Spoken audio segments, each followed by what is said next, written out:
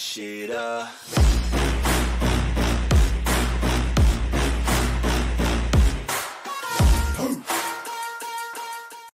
What is your profession?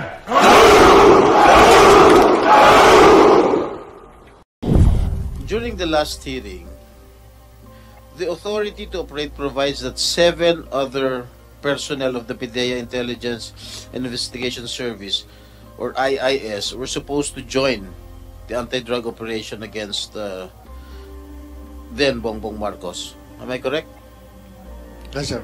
But when asked during the previous Senate hearing, who were these 7 personnel, you conceded that you cannot even name or remember one.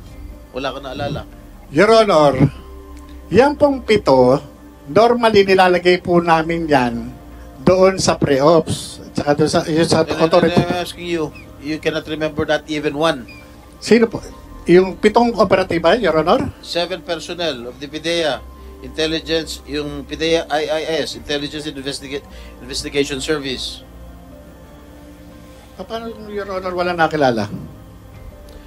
Last hearing daw, the authority to operate provides that, may nagtanong sa'yo, hindi ko alam kung sino, the authority to operate provides that 7 other personnel of the PDEA Intelligence and Investigation Service, or yung tinatawag na IIS, were supposed to join the anti-drug operation against Bongbong Marcos, Kabonget.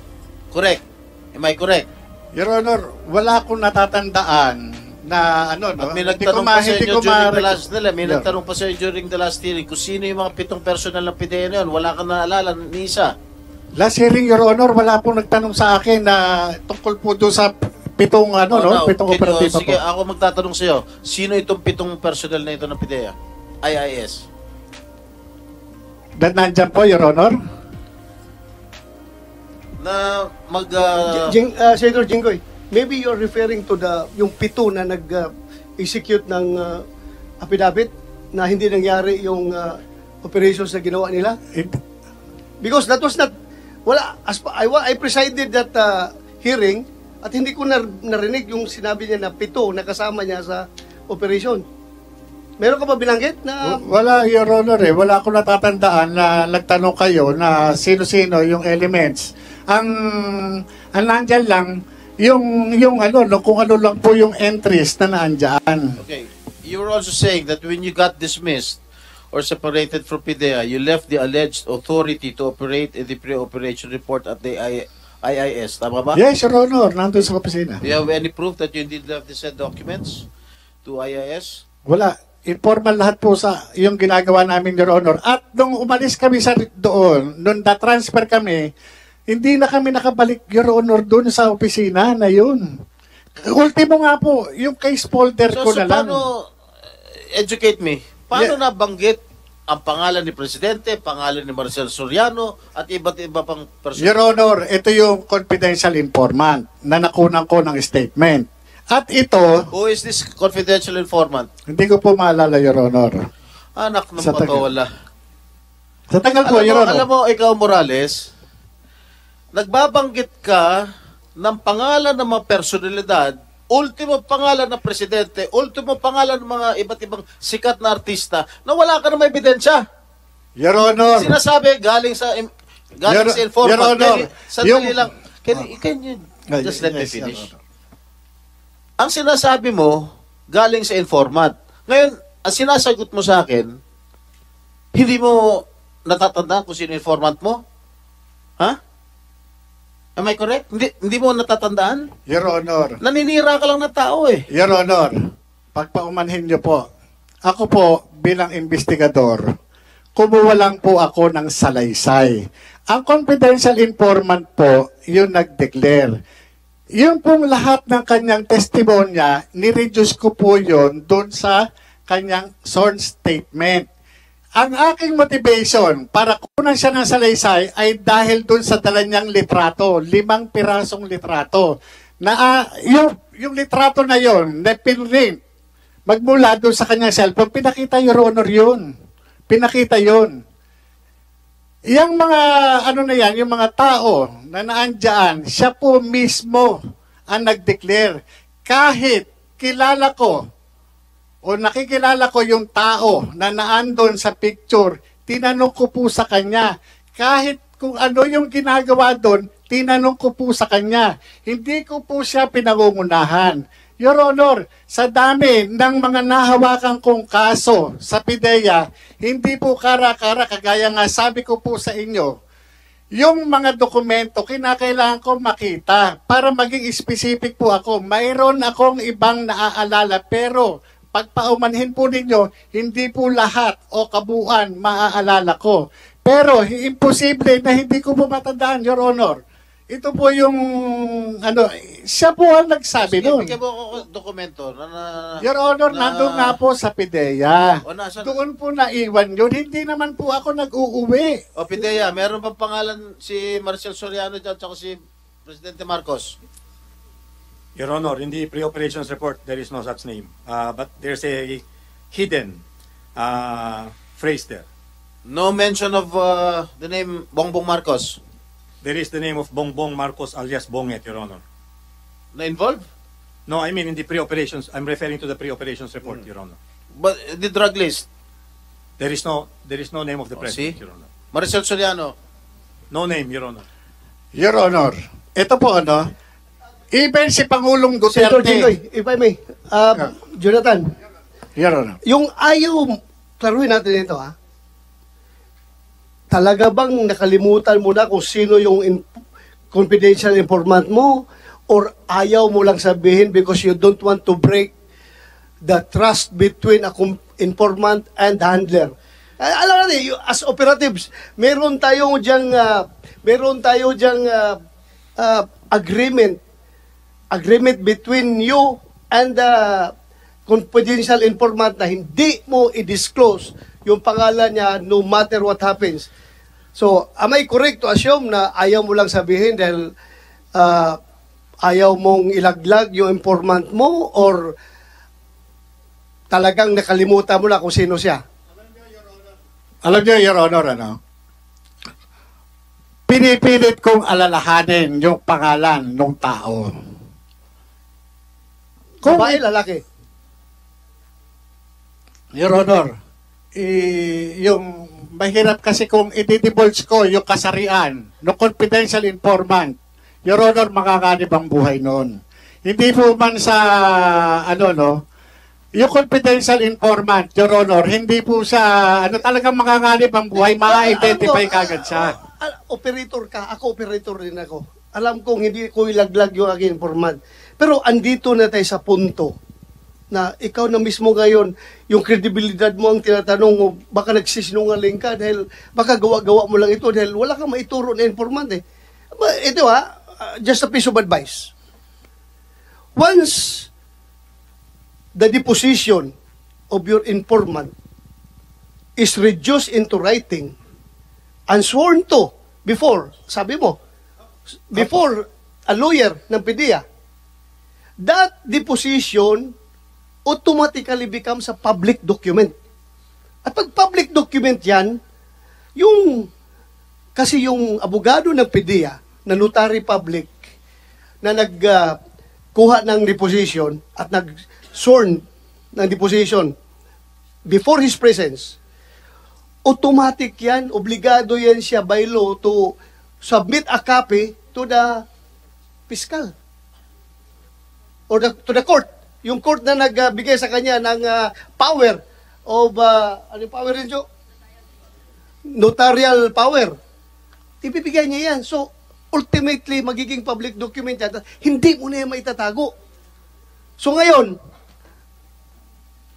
taruhin natin, are you just hesitant to break your code of honor, your relationship between you and the confidential informant, or talagang wala ka nang maalala? Kasi your reputation is at stake here. Your Honor. Your reputation is as a resource person is at stake here.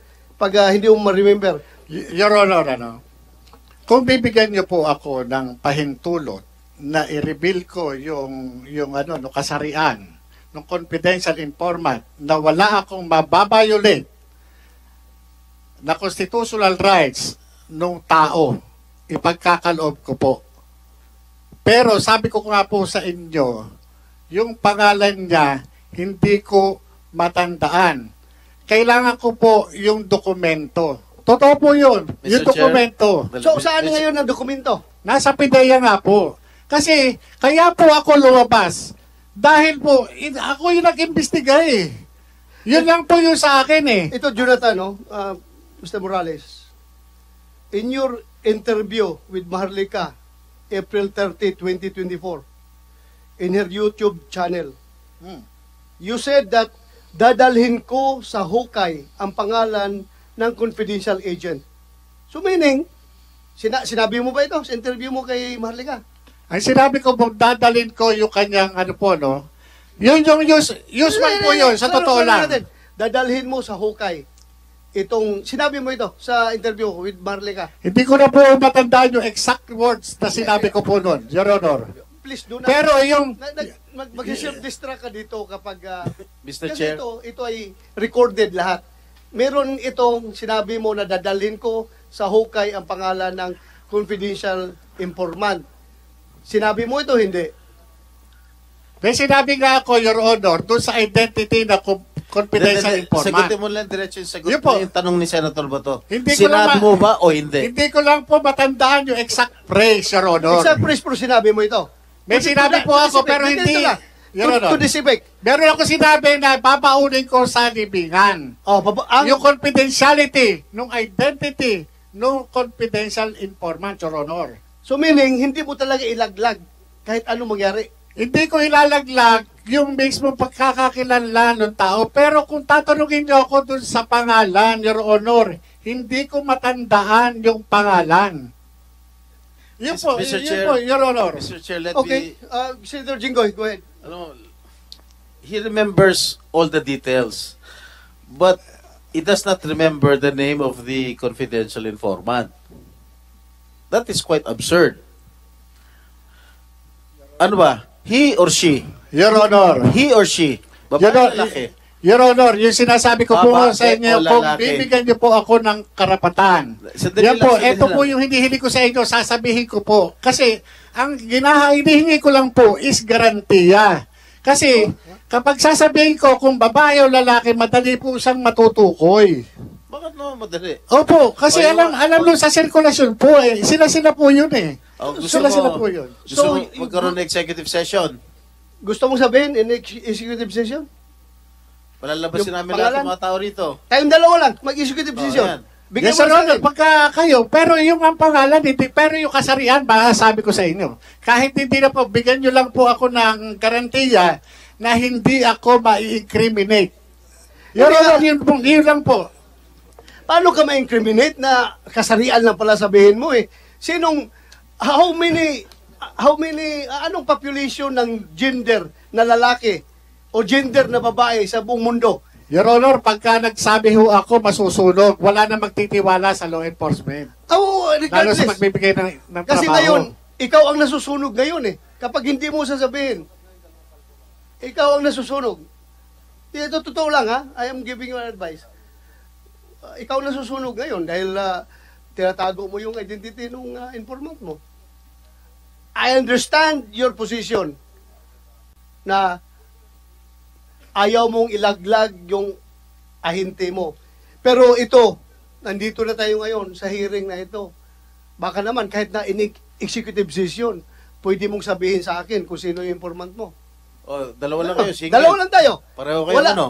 Your Honor, kung ito, yung pangalan, alam ko, kaya nga hindi, sa totoo lang, Your Honor, hindi ko nga ho alam, hindi ko na matandaan sa tagal. Bali At wala. saka yung sinasabi, Your Honor, ni Senator Jinggoy, na lahat ng detalye alam ko. Your Honor, hindi ko nga alam yung ibang detalye. Kung ano lang po yung natatandaan ko, yun lang po. Alam mo, hindi ka panipaniwala itong mga sinasabi mo dahil yung mga ibang detalye, alam mo. Yung ibang naitatanong namin, hindi mo na alam, hindi mo na matandaan. Ultimo yung gender nung confidential informant, whether babae o lalaki, hindi mo rin, ayaw mo rin sabihin. Yung pangalan, nakalimutan mo. Pero samantalang yung mga ibang tinatanong namin sa inyo, way back, alam mo. Your Honor, kung mapapansin Alam nyo, mo, Mr. Jonathan, o ano bang rango mo? Jonathan? Colonel? Hindi po, agent po. Ha? Agent. Agent. Par- Alam mo, Agent Jonathan, dito, we are ferreting out the truth. Ngayon, kung yung sinisiwalat mo rito, panay hearsay, hindi ka namin paniniwalaan. Dinamay mo na yung presidente. Sinabi ng PIDEA, he was never included in the drug list. Sinama mo mga ibang personalidad, mga sikat na artista. Tinanong natin ng PIDEA, they were never included in the drug list. Alam mo, nagsisinungaling Your ka. Honor. Sandali lang, patapusin mo ako. Nagsisinungaling ka eh. Huwag mo naman idadama yung mga ibang personalidad na wala namang kinalaman. Your Honor, Okay. trabaho po yun. Trabaho ako po eh. Nag-umpisa, tumanggap lang po ako ng information. Trabaho mo na maglagay ng pangalan sa dokumento na hindi naman sila involved. Your Honor, mali Ano ba? naman po yan. Mali naman po yan. Trabaho Your Honor. Sandali lang, trabaho mo ba na magsangkot ng ibang mga personalidad na wala namang kamalay-malay, na hindi naman involved sa illegal na droga? Trabaho mo ba yon? Your Honor, mali po yung sinasabi ninyo. Ako po, nung panahon Kasi na wala yon, ka naman ebidensya eh. Your Honor, nandun nga po sa PIDEA na iwan. Naiwan. Sandali, Your Honor, natin sa PIDEA eh. mismong si Pangulong Duterte, sinabi po niya yan, meron siyang impormasyon na yan. Bakit hindi natin ipatawag si Pangulong Duterte para, opo, Your Honor, Your Honor, Your Honor, Alam mo, I am tempted to invite the former President Duterte per your insinuations, pero ayaw ko magiging mapoliticize itong hearing natin.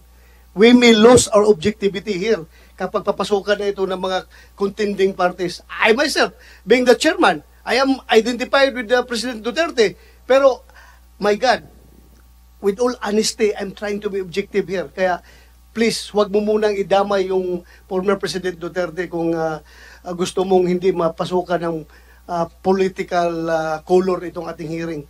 Ako, in all honesty, in the interest of fairness and justice and truth and everything, gusto ko siyang imbitahan. Pero alam mong titingnan ng mga tao dito, mapoliticize yung hearing natin.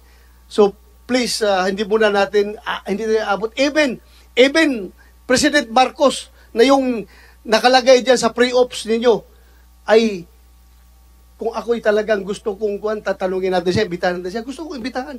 Pero ayaw ko. Dahil nga, mawalan yung objectivity ng ating hearing. Maintain natin yung objectivity. Kaya at our level, kung kaya natin ma-resolve itong mga leakage na ito, please, Your Honor, cooperate with us. Cooperate. ito no, Your Honor, yung sinasabi ninyo. Yung dokumento na yan, iniwan sa PIDEA, iniwan ko doon sa PIDEA. Magmula nung marilib ako doon sa IIS, nandun po yan. Kinuha, ganito po yan, Your Honor. Ito ang confidential. Kalaruhin kita. Yes, Your Honor. Ako being the chairman, naniniwala ako na yung papel mo is authentic. Yes, Your Honor. Naniniwala ako. Sabi ko na during the past hearing, na authentic yan. Klaro yan, pero may investigation. Ang tanong lang ngayon, kung sinong nangangalaga ng papel na yan, kung nasaan yan ngayon, bakit nag-surface yan sa ibang tao. Kaya ngayon, malaking papel mo dito, at saka sana si Maharlika, kung andito siya ngayon, para malaman natin talaga yung katotohanan kung sinong nag-leak niyang papel na yan. Ako, no question about me. Totoo yan, kinukonfirm ko yung papel na yan, that's authentic. Nakikita ko, ay susugal ko yung aking buhay dito sa authenticity ng papel na yan. Totoo yan, pero ang tanong ko sinong nag-leak. Yun nga, Your Honor eh. Kaya ako sumulat kay General para sabihin ko sa kanya na wala akong kinalaman dyan sa ano na yan. Yan. Sinabihan nila ako, tumawag ako sa kanila. Anong sabi ni Director Francia? I-deny na lang natin. I-deny na lang natin para hindi magulo. Yun po yung sinabi niya eh. So, andito Your Honor eh. Your Honor, kung... Bago tayo pupunta kay Francia. With the permission of Senator Jinggoy, I just would like to continue my questioning. Yes, please. You mentioned, kasi parang baka mawala tayo sa direction kung saan tayo mapunta. Mamaya, punta ako si Francia, pati si Curioso, at saka si Ma'am Maricel Soriano. Tapusin lang kita. You mentioned in paragraph number 12 of your position paper that after being halted, it was treated as ordinary case. Hence, shelved. What do you mean by treated as ordinary case?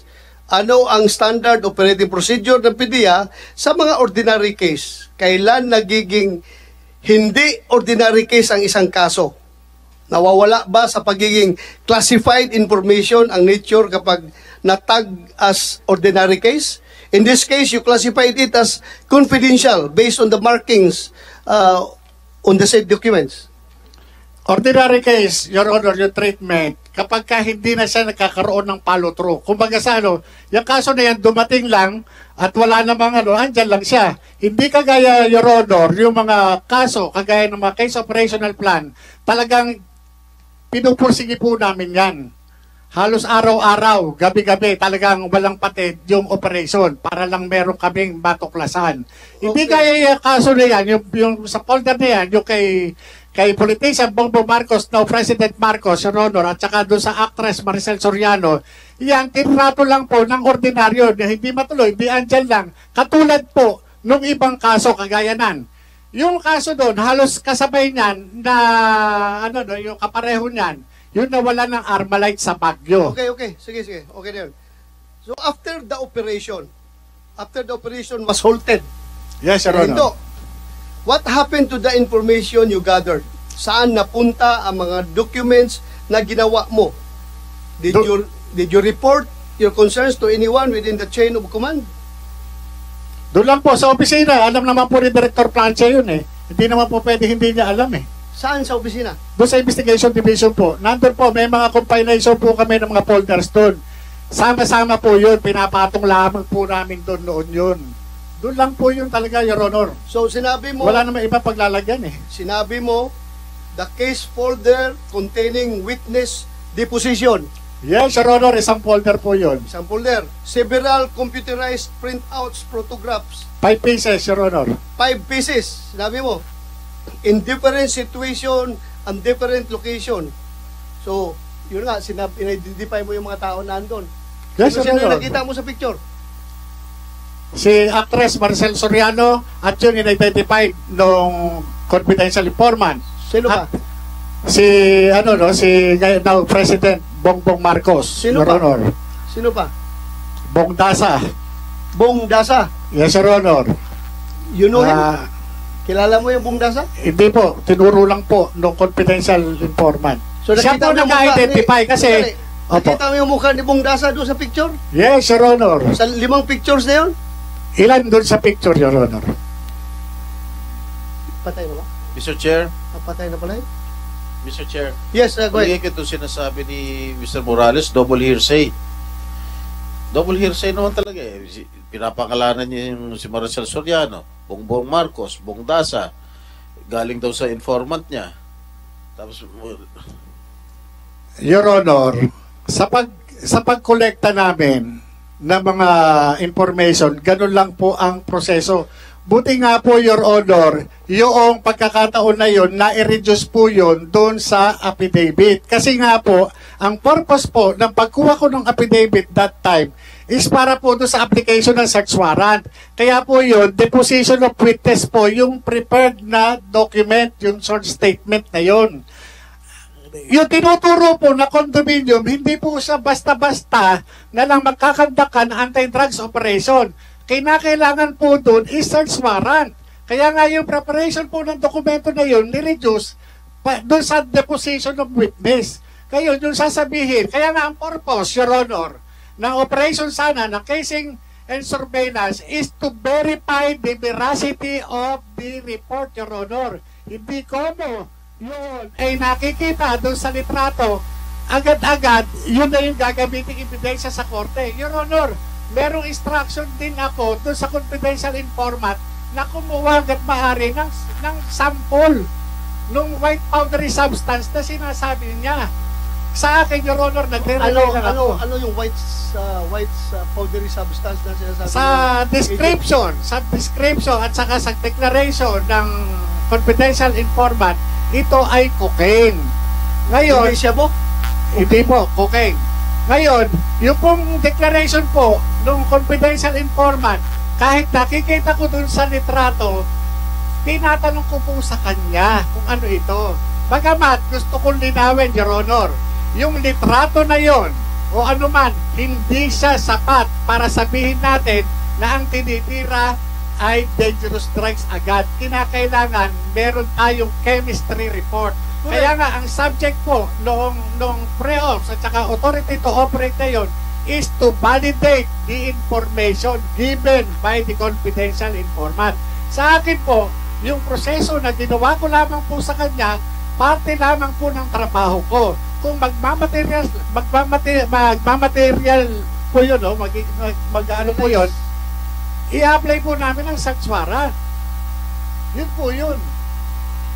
Kaya yung na-dismiss ka sa Recording in PDEA, progress. kanino mo officially turn over ang mga confidential document na hawak mo noon? Yung case folder mo. Yung umalis ka na sa PDEA, di ba? Na-dismiss ka sa PDEA? Yes, Your Honor. Ano? Yung case folder na yon na ang laman, 5 pictures, yung deposition ng confidential informant, at saka yung pre-ops, at saka authority to report, at saka yung affidavit, ay yung memorandum. Kanino mo turn over? Knowing that those documents ay classified documents, security classified. May nakalagay pa nga doon, confidential, di ba? Yes, Kanino mo turn over? doon po sa opisina namin ni Director Francia. Kami na Tinanggap niya officially ni Director Francia? Your Honor, dalawa po kami dyan sa kwarto sa opisina. Doon nagpapalitan kami sa table.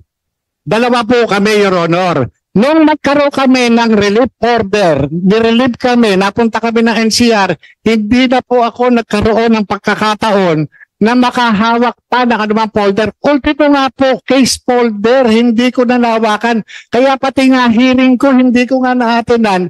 Gawa na yung case folder, andun doon, Your Honor. Wala kang personal file? Wala po, hindi naman ako nag-uuwi sa bahay niyan eh. Ako, ganito Morales, Agent Morales, marami akong investigator na under me na kahit natapos na yung kaso, sinabihan ko magtago kayo ng personal file ninyo dyan dahil baka darating ang araw, ma-enkwentro natin ang tao na yan sa... What is your profession?